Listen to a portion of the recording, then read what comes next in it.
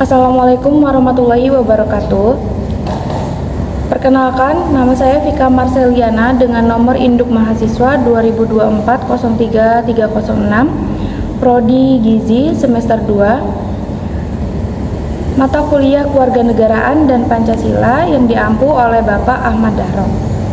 Tujuan dari pembuatan video ini yaitu untuk memenuhi tugas ujian tengah semester yang diberikan pada tanggal 6 Mei 2025. Saya akan menjawab pertanyaan nomor 1, yaitu sejarah sebelum kemerdekaan, masyarakat di berbagai penjuru Nusantara telah memiliki sistem kepercayaan dan tradisi keberagaman yang mendalam, mulai dari keyakinan animisme, dinamisme, hingga pengaruh kuat agama-agama besar. Realitas sosiohistoris ini menjadi fondasi penting bagi perumusan Pancasila, di mana sila pertama, yaitu ketuhanan yang Maha Esa, hadir sebagai pengakuan fundamental terhadap ekstensi Tuhan dan keberagaman sebagai bagian tak terpisahkan dari identitas bangsa. Sila ini bukan hanya sekedar pernyataan teologis, melainkan juga mencerminkan akar spiritual dan kultural yang telah lama bersemi dalam kehidupan kolektif masyarakat Indonesia. Lebih dari sekedar pengakuan, sila pertama Pancasila memiliki peran krusial sebagai landasan etika dan moral bangsa, sumber nilai-nilai luhur yang membimbing kehidupan bermasyarakat dan bernegara. Ia juga berfungsi sebagai prinsip pemersatu yang menaungi keberagaman agama dan kepercayaan, menekankan toleransi dan kerukunan. Kemudian, di tengah-tengah tantangan zaman modern seperti ini, pemahaman dan pengalaman nilai-nilai ketuhanan yang Maha Esa menjadi semakin relevan dalam menjaga keseimbangan spiritual, memperkuat kohesi sosial, dan mempertahankan jati diri bangsa Indonesia yang kaya akan warisan keberagaman.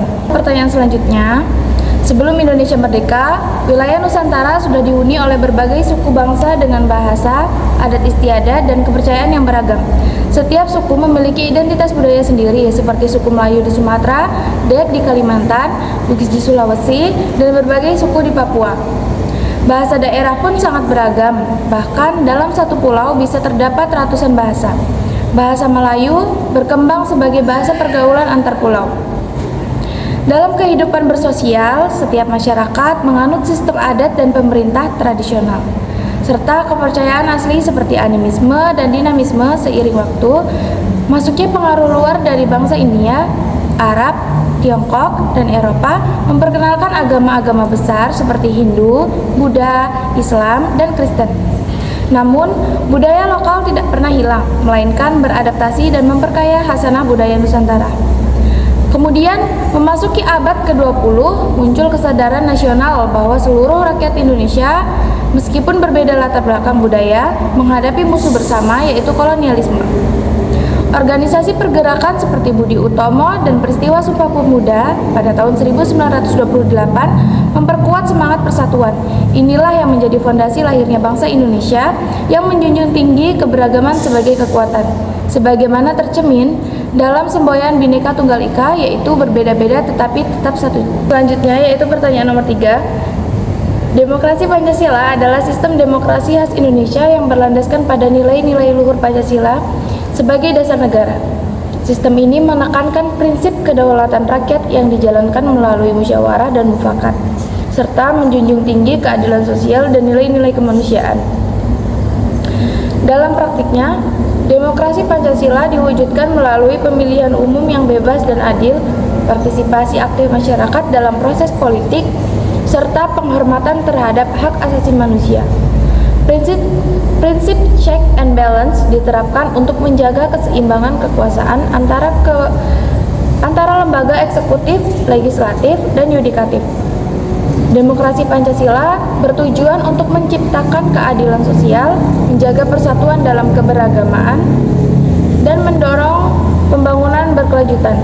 Dengan demikian, sistem ini tidak hanya mencerminkan identitas bangsa Indonesia, melainkan menjadi landasan dalam mewujudkan masyarakat yang adil, makmur, dan beradab.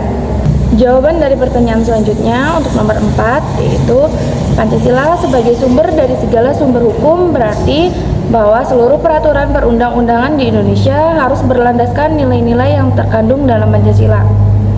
Kelima sila Pancasila menjadi dasar moral dan ideologis dalam pembentukan hukum, serta menjadi tolak ukur apakah suatu hukum sesuai dengan jati diri bangsa Indonesia.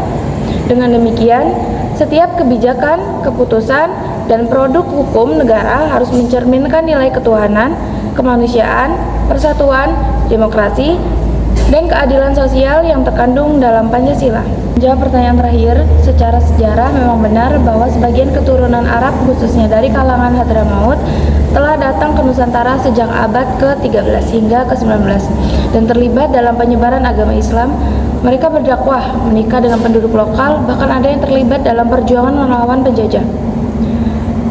Akan tetapi, mengklaim bahwa mereka adalah yang paling berjasa dalam kemerdekaan Indonesia adalah narasi yang terlalu menyederhanakan sejarah yang kompleks. Perjuangan kemerdekaan Indonesia melibatkan berbagai suku, agama, dan golongan dari seluruh penjuru Nusantara. Tokoh-tokoh seperti Soekarno, Hatta, Sultan Syahrir, Tan Malaka, Jenderal Sudirman, hingga tokoh-tokoh NU dan Muhammadiyah dari kalangan santri dan ulama lokal semuanya memiliki kontribusi besar dan mayoritas dari mereka bukanlah keturunan Arab. Sebagai generasi penerus, kita harus menghormati semua tokoh yang berjasa dalam sejarah bangsa tanpa harus meninggikan satu kelompok dan merendahkan yang lainnya. Menghormati nasab atau garis keturunan adalah bagian dari adab, tapi tidak boleh menjadi alasan untuk mendiskreditkan kelompok lain atau mengklaim keistimewaan berlebihan dalam konteks kenegaraan. Terima kasih saya ucapkan untuk teman-teman yang sudah menonton video ini. Semoga bermanfaat.